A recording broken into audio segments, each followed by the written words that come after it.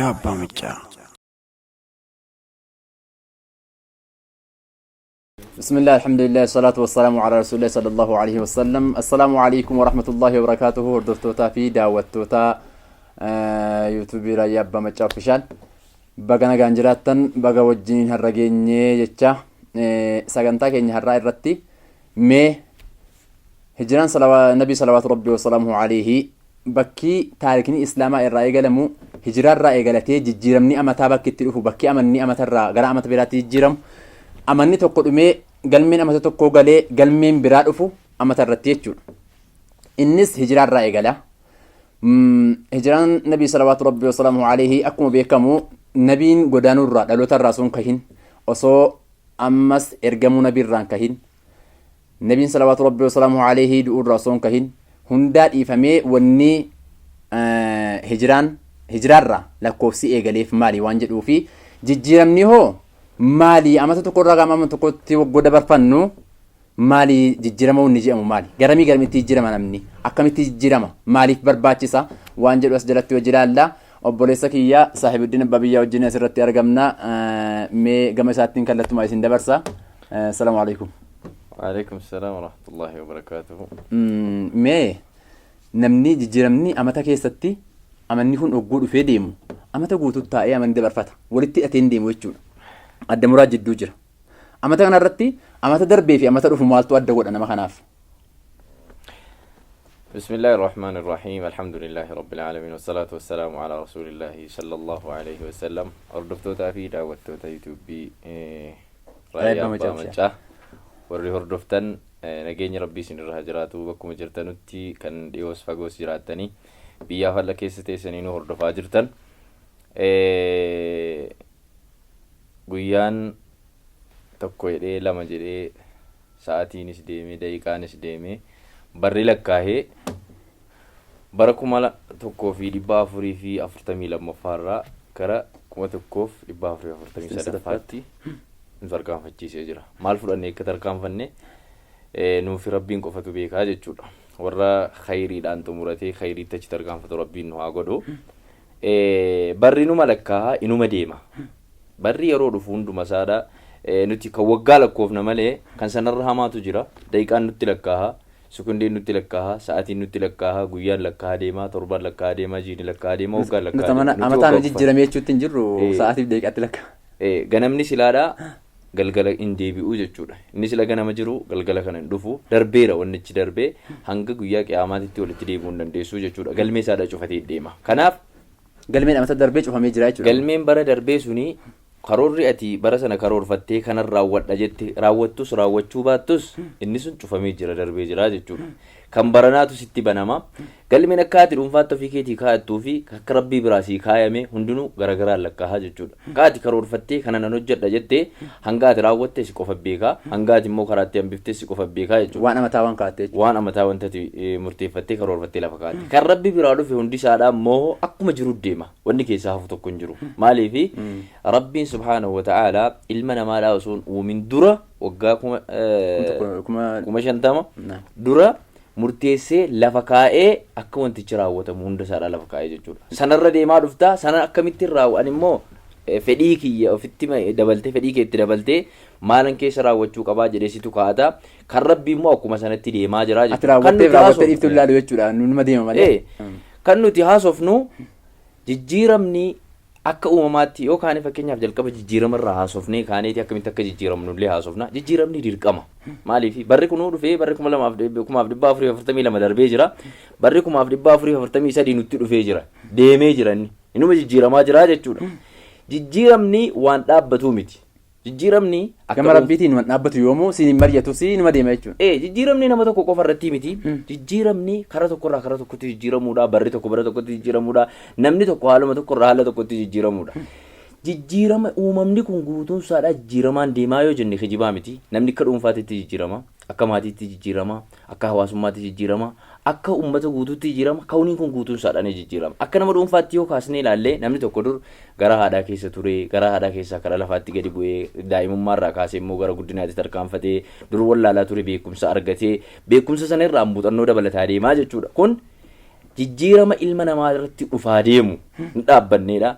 maatiin dur namni tokko ture ati dur Yuusuf Adam qophaa kee turte maatii ijaarrattee maatii sanarraan ilmoon sii argamee gara dargaggummaa kanarraa immoo maatii nama hedduu argatteeti maatiin ijaaramaa jechuudha yaa ayyuhannaasu اتقوا ربكم الذي خلقكم من نفس واحدة وخلق منها زوجها وبث منهما رجالا كثيرا ونساء كن جيرم كما تسني رفا تكرر يا قليل لما نفيك تجرا حواساتي ما تتجرا حواساتي تجيرم كوني كن قوتون سادا جنا جيرم وراتا أجر أكجر هن التنفو يوم تبدل الأرض غير الأرض والسماوات كن قوتون سادا جيرم يدي موتا كنا مجيرم تبيعات جيرم ومجراتي نتيو أكمتي جيرموك أبنا وانجرنتو gaafatamuu qabaa jechuudha amma caalimul aathaar kan ta'e ibnu khalduun jechuudha rabbi rahmataa godhuu fi as dura haasawee ture jijjiiramni wanni jedhamu uumamni kuni jedhe xabi'aan namaa amantaan namaa aadaan namaa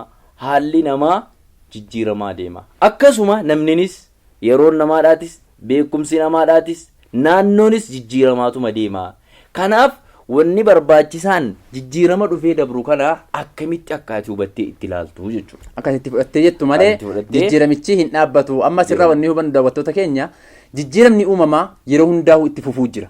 Ati hoo hangam tokko jijjiiramtee jirta bakkuma kaleessaa jirta moo bakkuma har'aa jirta akkuma amma ibnu khalduun jedhan jijjiiramni ilma namaadhaa xabi'iyya hin dhaabbatuudha wanni isaan jedhan yeroo hundaa'u ilmi namaa jijjiiramaa deema yeroo hundaa'u ilmi namaa garamitti jijjiiramaatu haa ilaalamu malee mee jijjiiramni garamitti jijjiiramni bareedaadha.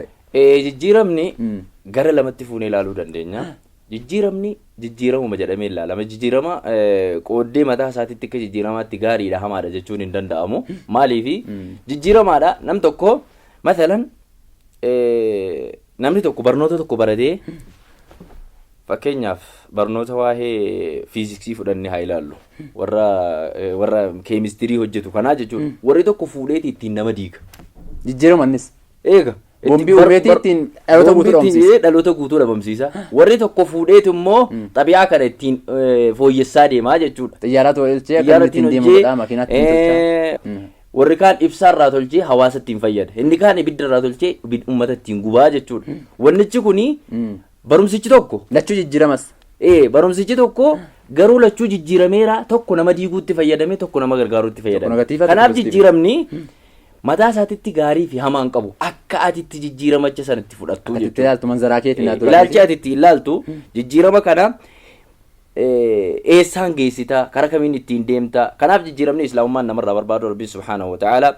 إن الله لا يغير ما بقوم حتى يغيروا ما بأنفسهم جل ربي سبحانه وتعالى يرو قرآن كان خاف وتيلالتو جل قوم أسلين إلمنا ما دا ون ربي نمر رجال ون ربي أسليتنا ما فكرنيك أنا نيدا في تولا في تسقبينا أباتلو في الرافو لا يجول ربين إن الله لا يغير ما بقوم حتى يغيروا ما بأنفسهم قسم آية تبتئانو ستي كرتم سورة سناتي ذلك بأن الله لم يكن مغيرا نعمة أنعمها على قوم حتى يغيروا ما بأنفسهم إذا كأنني تولسي كنا وصوات كسران بربادين وصود فديت كسران أجمعين باسي كفلتي كسرتنا أجمعين سيكنا يجور قالوا كأن نسراريهم كان قد وينيو سوما قفته راجي جيرمي الرابو جنان ربي وانسا نسرافو لتها يجور كناف جيرميتشي نمني أما جيرمي روجنو بكا أسلي جروتي ديبور خرسنا تقول ديبو جتشودا بكتو ربين كأنني نوف تولجي تسجبينو كنّي اللي من أمارا كنت تسجبين أنجرات توري أوفي في فركافود كأنني أنجرات توري أوفي في فركافود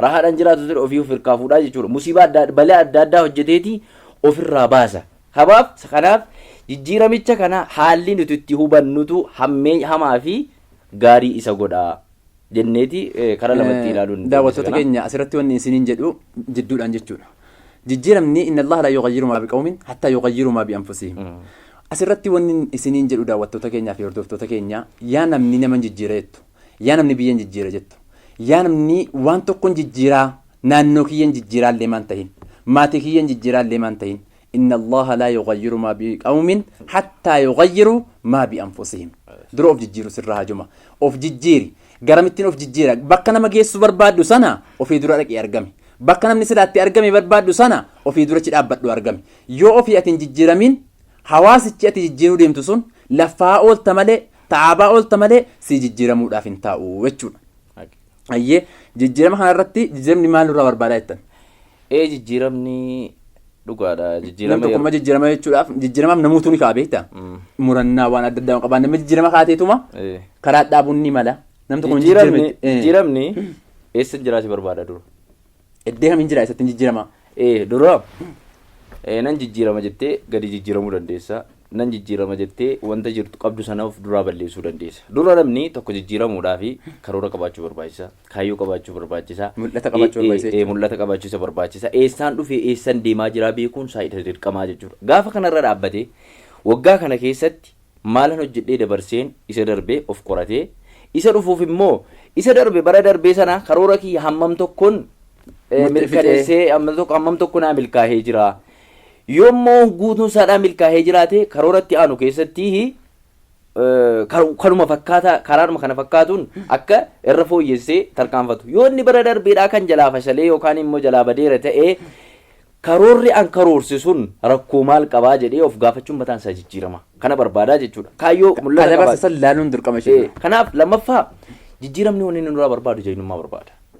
Maaliif jeenyummaa barbaada yoon siin jedhee namni tokko gaafa nan jijjiirama siin jedhee tokkoffaa jalqaba namni duratti diina sitti ta'u lubbuu keeti si wajjin deemtu har'a keetan quraana haffazaa yoo jettee yeroon siin kennamu lubbuun kee siin ayyamtu halkan keessa salaata leelii dhaabbadha yoo jette hirriibni siin gadhiisu nan soommana yoo jette beelli siin dhiisu hojii kanaatiin qaba kanan qaba lammaffaa immoo waan gaarii tokkon hojjedha aadaa gaarii tokkon biyya kana keessatti fidaa yooti jette biyyi siin dhiisu hiriyaan kee siin dhiisu maatiin kee sittiin dhiisu. Kanaaf jalqaba namumti si loluu fi namumti si duba hiriyuma keetti. Nama sitti aanu lubbuu kee irraa jalqabee jechuudha. Nan jijjiirama gaafa ati jettu lubbuun kee siin ayyamtu maatiin kee siin ayyamu haalli ati biyyiti keessa jirtu siif hin ayyamu.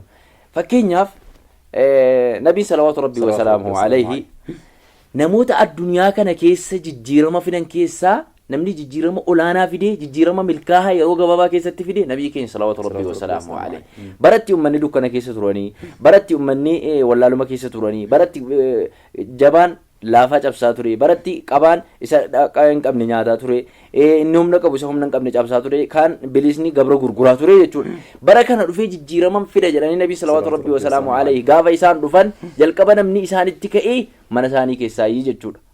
Adeera isaaniiti biyya isaaniiti gosa isaaniiti dur nama gaarii turan Muhammadul Amiin jedhamanii faarfamaa turan bakka gaarii hundatti namni komatamu amaanaa namaa eeggachuudhaan namni barbaadamu isaan turan garuu gaafa isaan jijjiiraman fidaa ummata kanan baasaa jedhanii gaafa isaan itti dhufan namni dura dhaabbate adeera isaati jechuudha adeerri isaa sun kan ilmaan isaa lamaan intala nabi Muhammad sallallahu alaihi wasallam ala akkasiin fuudhuudhaaf qaadimee ture jechuudha. Ijoollee Saalameenii fi ijoollee nabi Muhammad sallallahu alaihi wasallam qaadimee ture jechuudha.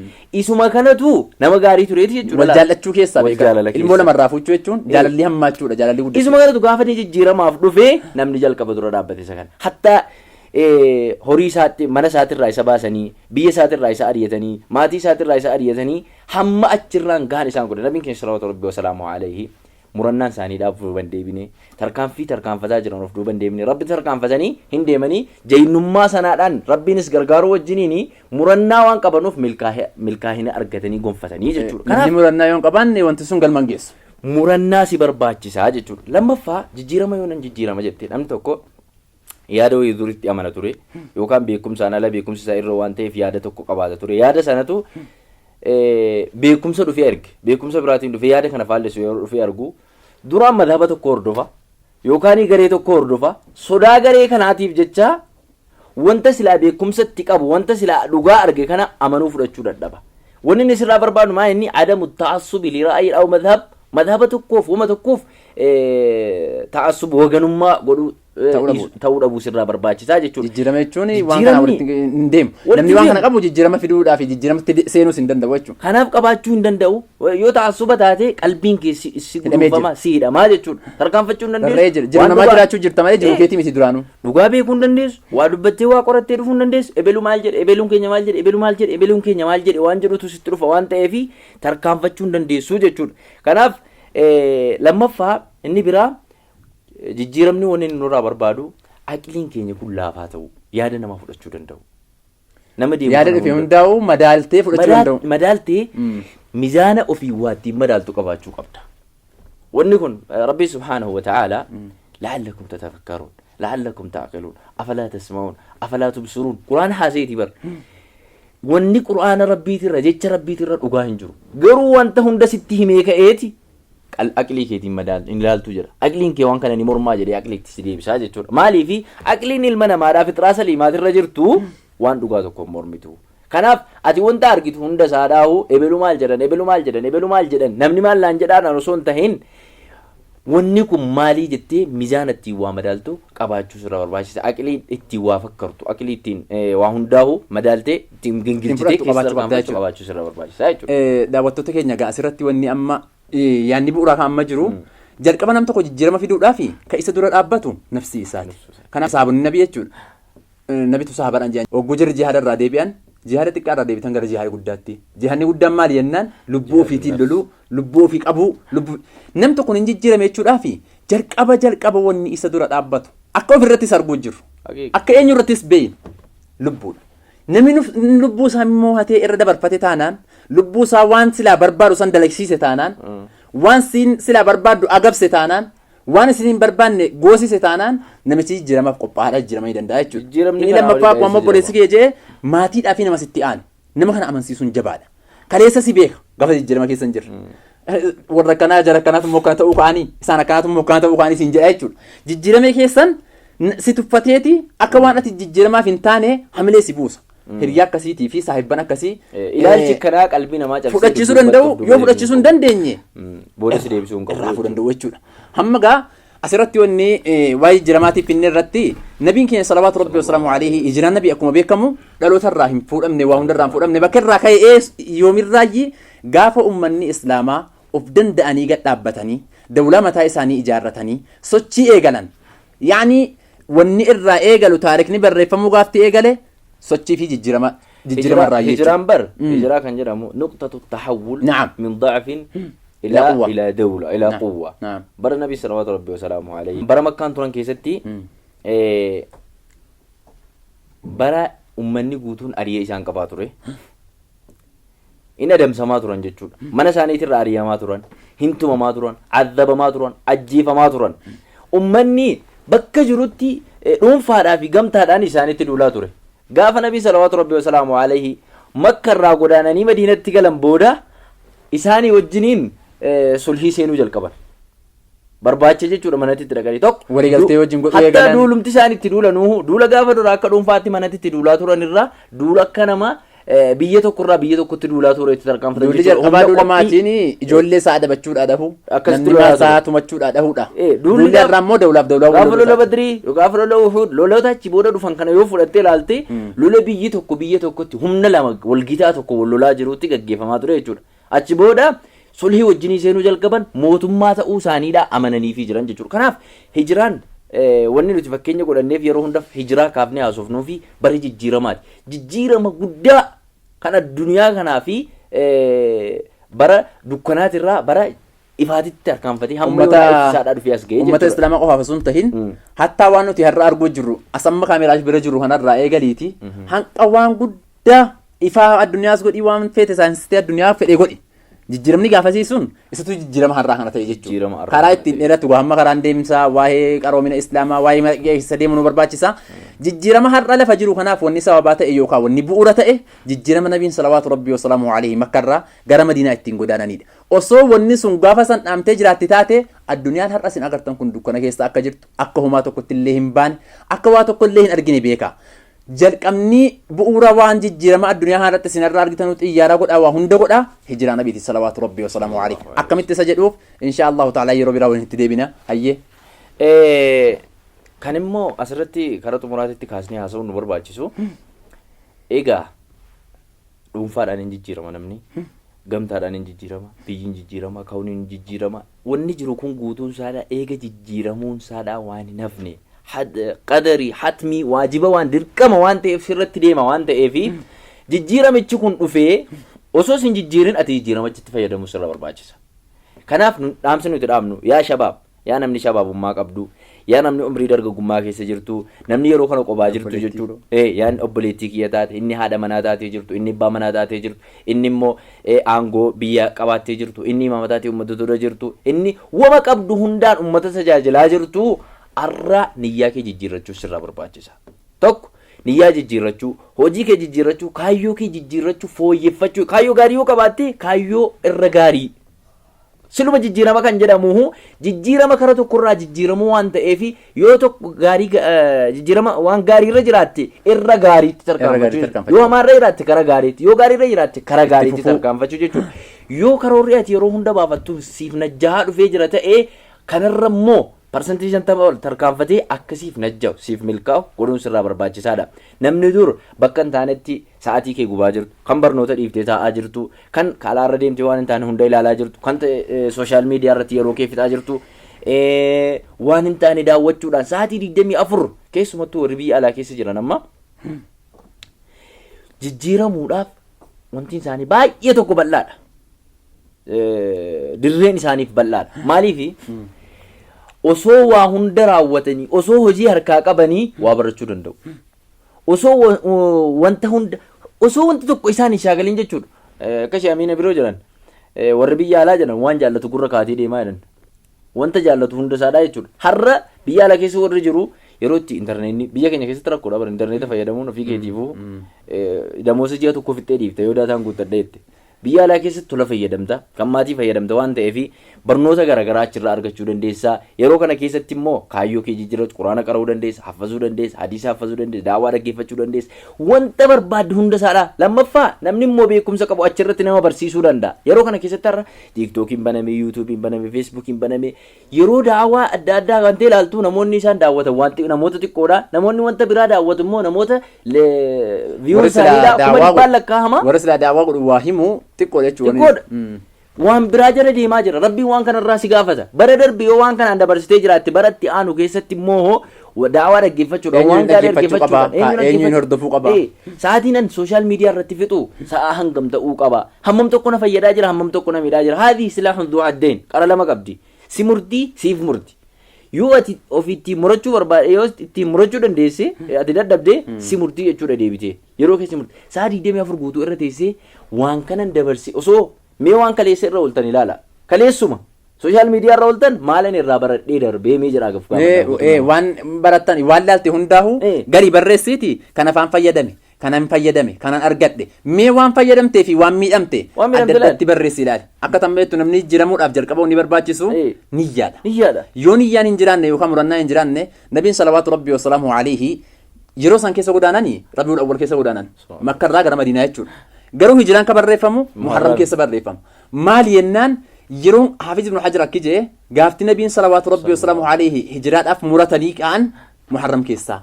Kanaaf yeroo murannaatu yeroo hojii godhamee ilaalama. Yeroo niyyaa ati waan takka murtee lafa keessatu jijjiiramni namichaa jee lafa kaa'amee ilaalama.